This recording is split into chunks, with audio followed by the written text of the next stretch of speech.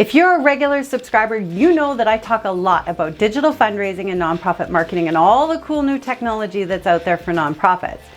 However, with increased reliance on technology, charities now face new and growing threats from online security. From the theft of sensitive information to financial losses, a security breach can have severe consequences for a nonprofit and those it serves.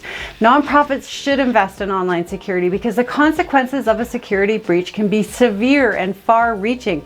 There's a loss of sensitive information, financial losses, damage to your reputation, and even legal liability. Check the comments because I know Wayne is going to have something very important to say on this topic. And just a quick shout out to you, Wayne. Thank you so much for all your amazing feedback and advice as a legal professional. But investing in online security, nonprofits can help protect their assets, reputation, and most importantly, your donors and their donor data. So in today's video, we're going to cover some tips for nonprofit cybersecurity. So let's get to it.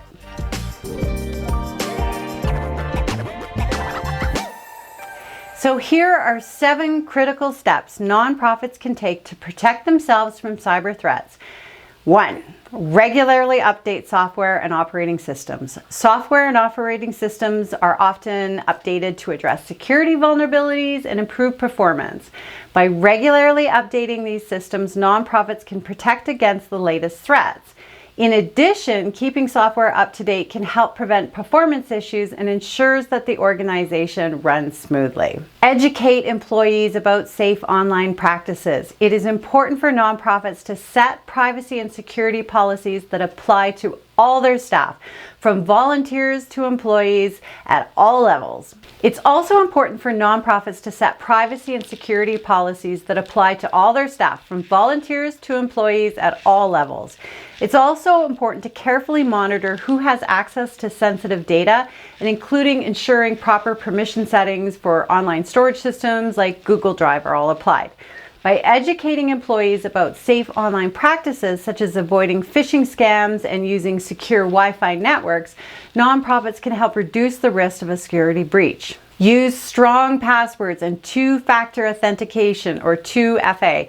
The first line of defense against cyber threats is a strong password. Nonprofits should use complex passwords that are difficult to guess or crack and encourage employees to do the same. In addition, two-factor authentication provides an extra layer of security by requiring users to provide a second factor, such as a code sent to their phone. This makes it much more difficult for an attacker to access sensitive information. Yes, it's a pain in the butt, but it does help with security. Back up important data regularly. Regular backups are essential in the event of a disaster such as a security breach, hardware failure, or natural disaster.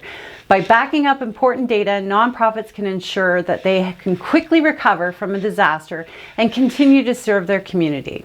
In addition, backups should be stored in a secure off-site location to prevent them from being lost or stolen. Nonprofits should use a secure encrypted connection such as SSL or TSL for any sensitive transactions such as online donations or confidential communications.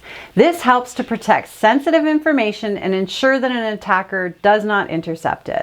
Invest in professional cybersecurity services. Professional services such as firewalls, intrusion detection systems, and security audits can provide an extra layer of security and help protect nonprofits against the latest threat.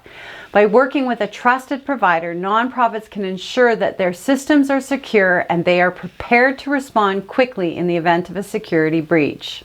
Monitor your online presence and respond quickly to suspicious activities. Nonprofits should be vigilant about monitoring their online presence and responding quickly to suspicious activity or security threats. This could include monitoring your website, your social media accounts, and your networks and systems for any signs of a security breach. By responding quickly to suspicious activity, nonprofits can reduce the risk of security breach and minimize any breach's impact. So here are some examples of software that nonprofits can use to increase their cybersecurity. Antivirus software, but also firewalls, intrusion detection systems, encryption software, virtual private networks or VPN software, and security information and event management, SIEM software. But by using these types of software, nonprofits can help protect their systems and their data and reduce the risk of a security breach. However, It's vital to remember that no software can provide 100% protection against all threats. Nonprofits have many loyal and dedicated stakeholders and should consider taking steps to protect these supporters and themselves against cyber threats. By investing in cybersecurity, nonprofits can protect their assets and reputation and ensure they continue to serve their community effectively. Now, we also did a video a while back with Growth Force on nonprofit fraud, which should pop up next. I'm also going to link it in the description if you want a little bit more information on staying safe. So thank you so much for staying to the end, and hope to see you next week.